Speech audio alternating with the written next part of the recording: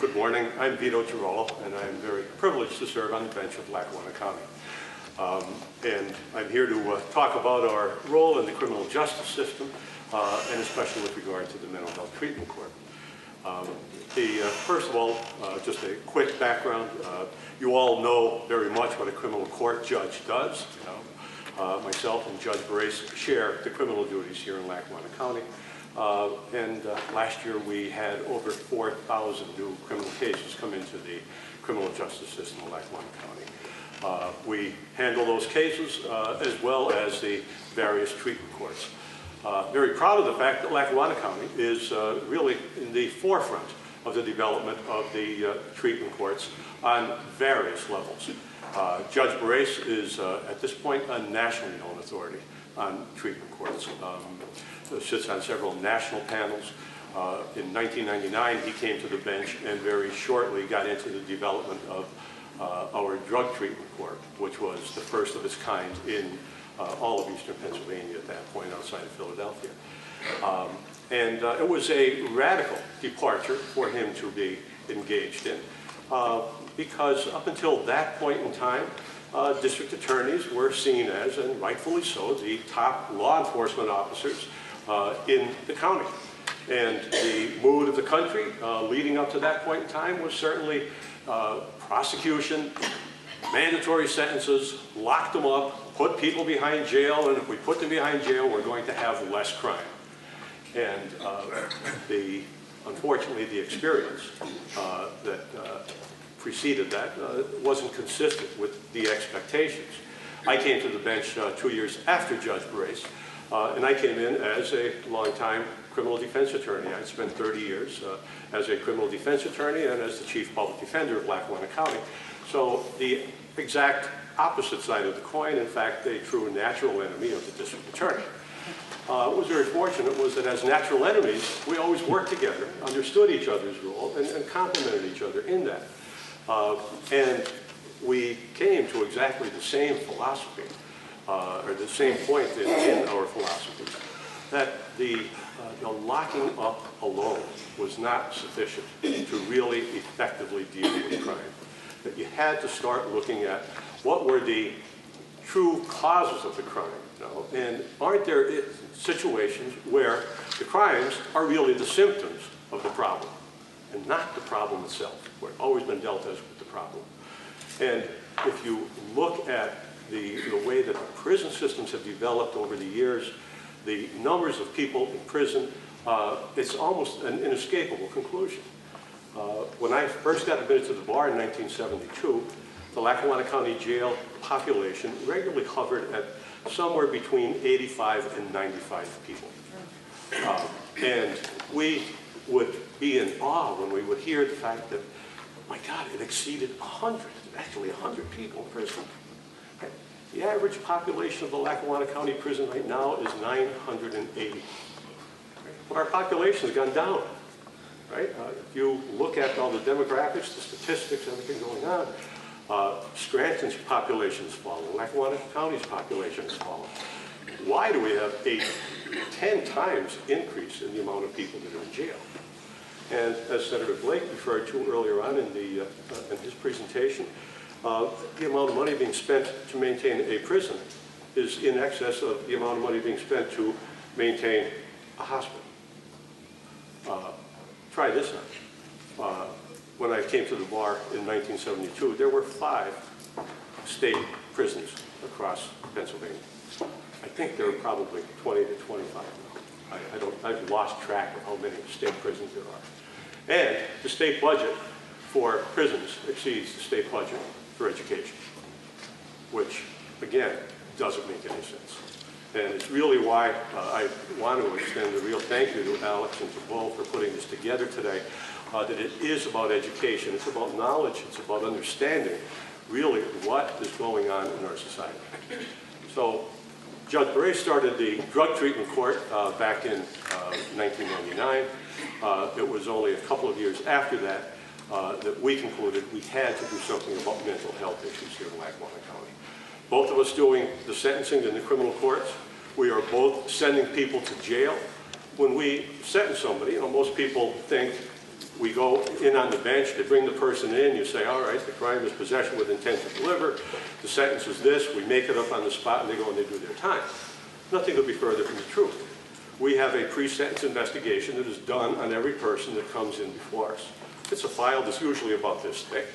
And I will have everything from the grade school grades to the health records to the mental health history where there is some, the family history, the drug history and substance abuse issues going back frequently for generations. We have to put all of this together and come up with a sentence that is appropriate not only to the crime, but also to the individual and to the community. And more files we're reading, we are seeing people with mental health issues that we're putting in jail. And our experience here is very consistent, again, with the statistics that Senator Blake gave on a statewide level, that roughly 20% of the people in the Lackawanna County Prison, if they're not actually immediately in need of mental health treatment, they are on drugs that are designed to deal with mental health issues. And if you are thinking about what you're doing, you can't be looking at a file and saying, I have somebody who is sick here that I'm going to put in jail. Right? If I had somebody with diabetes, would I put them in jail? If I had somebody with a heart condition, would I put them in jail because they committed a crime? Okay? Or do we start looking at what's underneath? And very proud to say that there are 67 counties in Pennsylvania. The second county in Pennsylvania to develop a mental health treatment court was Lackawanna County. The first county was Allegheny County, Pittsburgh.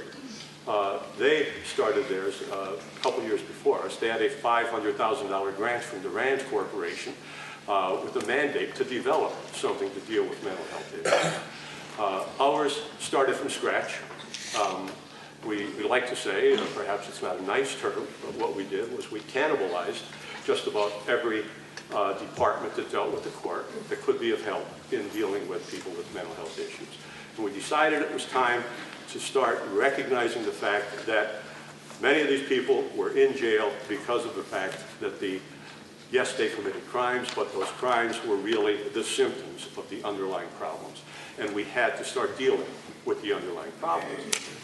And when I say cannibalized, it means we went to probation and we said to the chief probation officer, you're going to give us a couple of probation officers who are going to work only on mental health court issues.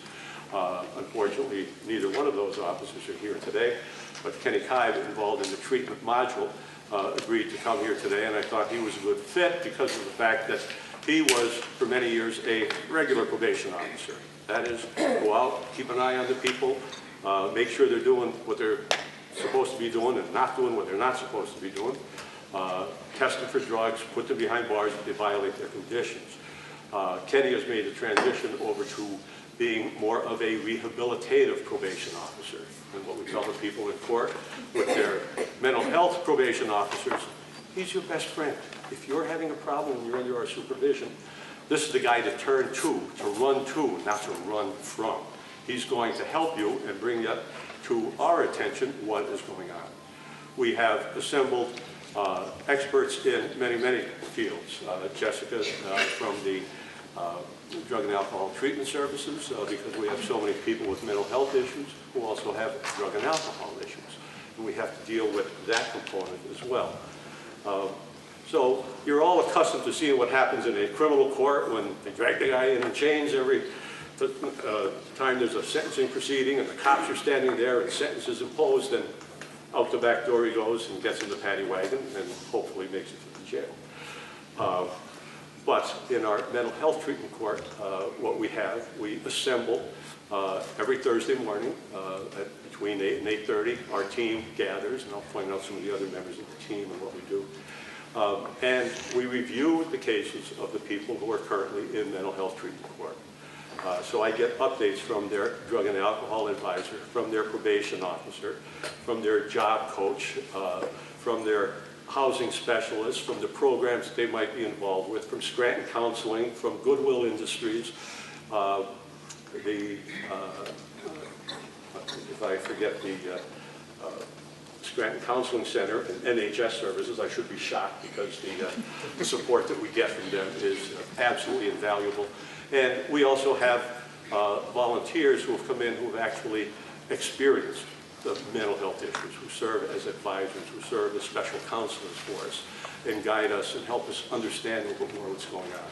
But after having our meeting in the morning, then we have all of those people who are on mental health court supervision come in one at a time in a courtroom. It's separate. We do it outside of the main courthouse. It's still a courtroom setting, but a little bit more informal than the standard courtroom. The privacy of the individual is protected because only that individual, myself, and our treatment team are in the courtroom when they come in. And then I personally review with each person who's on supervision what exactly has happened in their life the last week, if they're on a weekly reporting basis. Some who are doing better and been with us a little bit longer might come in every other week, every third week. And what we are trying to do is just establish a rapport and to build upon the module of the drug treatment court that has proven to be so successful, and establish that personal rapport where there's a connection, not only between the judge and the individual, but also the other members of the team, and to assure them that there is help here. We want to educate them as to what resources are available within the community, where to turn when you're in trouble. If you need help with drug and alcohol, you go here. If you need help with managing your finances, the Advocacy Alliance helps us with that.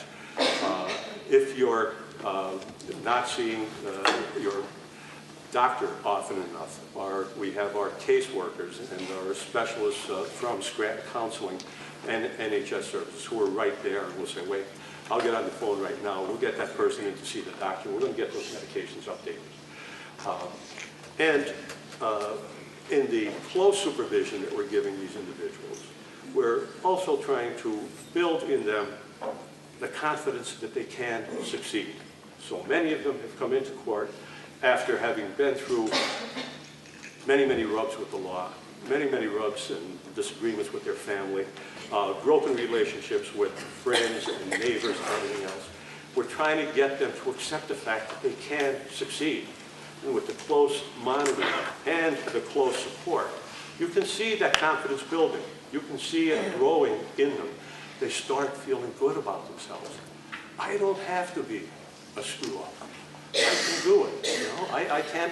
And that confidence builds and regenerates, and we've had some wonderful, wonderful success stories. But it could not function, it could not survive without the support of the entire team that we have.